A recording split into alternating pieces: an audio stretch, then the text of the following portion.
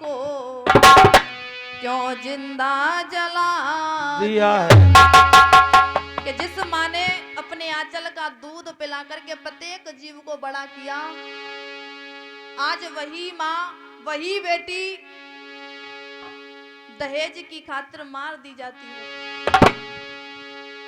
कहते हैं कि जब एक बेटी का विवाह करता है बाप, तो सारी कमाई अपनी बेटी के विवाह में लगा देता है कि कोई कमी ना रह जाए। मेरी बेटी के ससुराल वाले ये ना कह दे कि तेरे बाप ने मुझे ये नहीं दिया। अपनी बेटी के विवाह करने के लिए, पीले हाथ करने के लिए, एक मांग का सिंदूर सजाने के लिए एक पिता अपनी पूरी कमाई लगा देता है, लेकिन फिर भी कुछ कमी रह जाए, ससुराल बेटी पहुंच जाती है और उसे जिंदा जला दिया जाता है कि तेरे बाप ने मुझे ये नहीं दिया। अरे दूध जिगर का नारी ने अरे हर नर को पिला दिया है, और फिर नर ने नारी को क्यों जिंदा जला दिया है।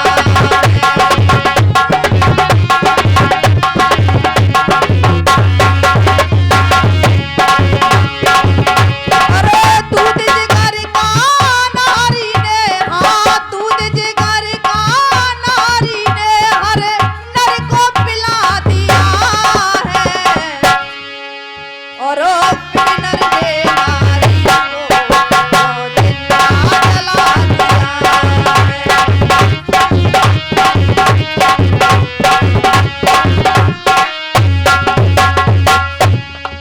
और कहा कि हमारे देश में, हमारे भारतवर्ष में कैसी कैसी नारियां हुई, उसके बारे में बहुत सुंदर सी बात लिखी है किसी कवि ने। अरे एक सती जो अपने पति को धर कंधा पे डोली, जैसे ही कहा कि मुझे एक वेश्या से मिलना है, तो आज खुद की पत्नी अपने कंधों पर बिठा करके ले जाती है अपने पति को। लेकिन जैसे ही जाने लगी, रास्ते में एक ऋषि तपस्या कर रहे थे, जल का कमंडल लुढ़क जाता है, तो ऋषि ने श्राप दे दिया कि पति के प्रेम में इतनी मग्न हो जाओ, मैं तुम्हें श्राप देता हूं कि सूर्य के निकलते ही तुम्हारे पति की मृत्यु हो जाए। लेकिन वो भी एक पतिव्रता नारी थी वक्तों। आज जैसे ही देखा, विनय की क्षमा मांगी, गलती हो गई। कहते हैं कि जब कोई गलती हो जाए तो क्षमा मांग लो तो गलती नहीं मानी जाती। पतिव्रता नारी ने क्षमा मांगी, पैरों में गिरकर लेट गई और कहा कि महाराज मुझे क्षमा कर दो, बहुत बड़ी भूल हो गई मुझसे। लेकिन वो ऋषि नहीं माने, अपने क्रोध में श्राप दे दिया। तो आज वो पतिव्रता नारी बोली कि महाराज जो तुम करना, जो तुम कर लेना, लेकिन मैं उस सूर्य को नहीं निकलने दूंगी। इसलिए कहा, अरे एक सती जो अपने पति को धर कंधा पे डोली, अरे 3 दिन तक उसके तप से रब ने आँख न कहा। अरे 3 दिन तक उसके तप से रब ने आँख न खो। आज जैसे ही ब्रह्मा विष्णु महेश सभी एकत्रित हुए, पूरे संसार में अंधियारी छाई हुई है, और जैसे ही ब्रह्मा विष्णु महेश उस पत्नी के पास आए और कहा कि देवी क्या बात है, सूर्य को निकलने क्यों नहीं देती? तो कहा कि महाराज तुम्हें नहीं पता, अगर इस सूर्य को मैं निकलने दूंगी तो मैं प्रातः काल होते ही विधवा हो जाऊंगी, मेरा पति मारा जाएगा। लेकिन वो भी एक पत्नी थी। अरे 3 दिन तक उसके तप से रब ने आँख न खोली, अरे लज्जा ने अपने पति को भगतो, अरे लज्जा ने अपने पति को भगतो जीवन दिला दिया है, और फिर नर ने नारी को जिंदा जला दिया।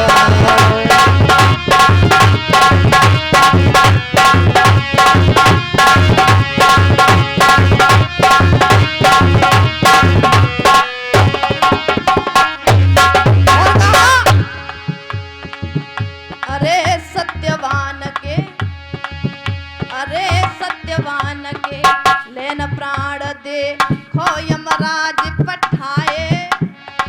आज जैसे यमराज आए और जैसे ही प्राणों को लिया सत्यवानों को, तो सावित्री पीछे पीछे चलने लगी।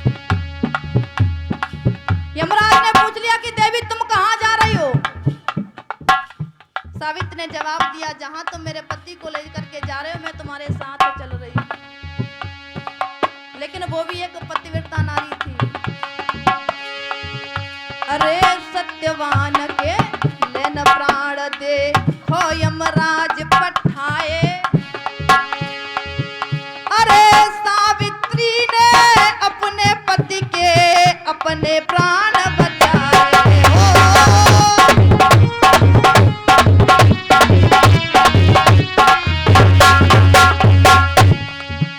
अरे सावित्री ने सत्य के बल से पति के प्राण बचाए। अरे सत्य के बल से सावित्री ने कहा, अरे सत्य के बल से सावित्री ने यम को दिया है।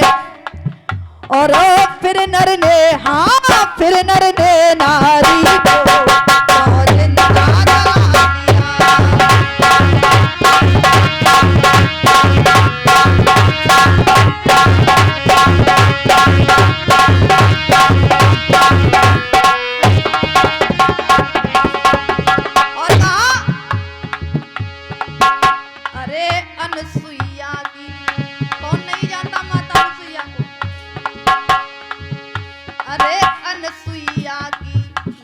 परीक्षा तीन देवता आए।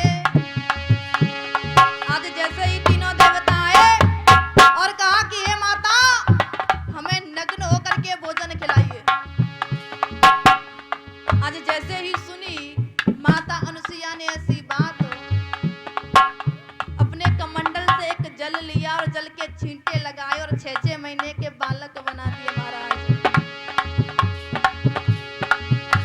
आज जैसे ही 6-6 महीने के बालक बनाए और पल्ले में तीनों देवता झूलने लगे हैं। कहते हैं कि जिस माया, जो दुनिया नचाती है इस माया, लेकिन आज उस अनुसुईया माता ने उस माया को नचाया है।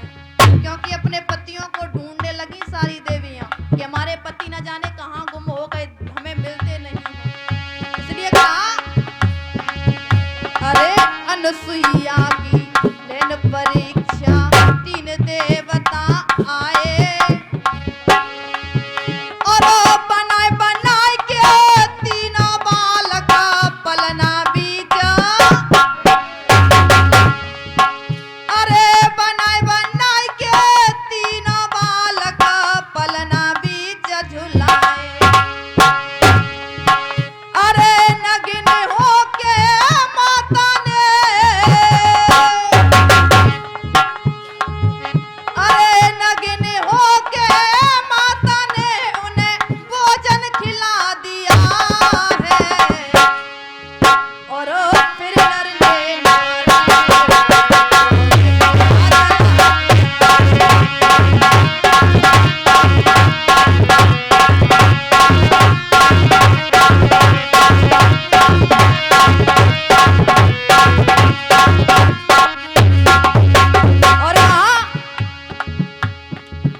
अरे राम कृष्ण से,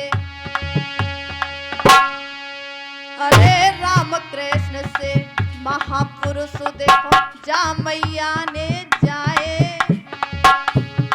कहते हैं कि जब एक माँ अपने पुत्र को जन्म देती है, न जाने कैसी कैसी आस लगाते हैं माता पिता अपने पुत्र से, अपनी संतान से। लेकिन जब बहू आई, बहू के आने के बाद माता पिता को वृद्धाश्रम जाना पड़ता है। इसलिए कहा, न जाने कितने कष्ट उठाती है एक माँ अपनी संतान की खातिर। लेकिन एक समय ऐसा आता है वो बेटा अपनी माँ के एहसानों को भूल जाता है। अरे राम कृष्ण से, अरे राम कृष्ण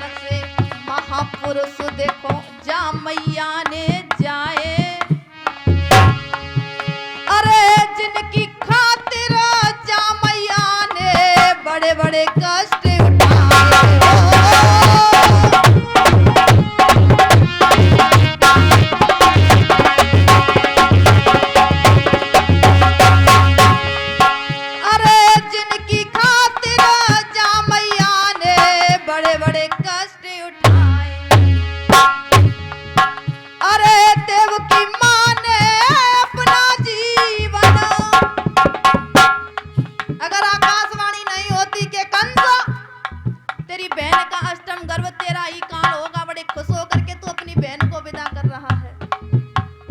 जैसे ही पता चला कंस को कि मेरी बहन का ही गर्व मेरा काल होगा, तो आज अपने बच्चे की खातिर, अपने पुत्र की खातिर माता देवकी ने अपना सारा जीवन जेलों में बिताया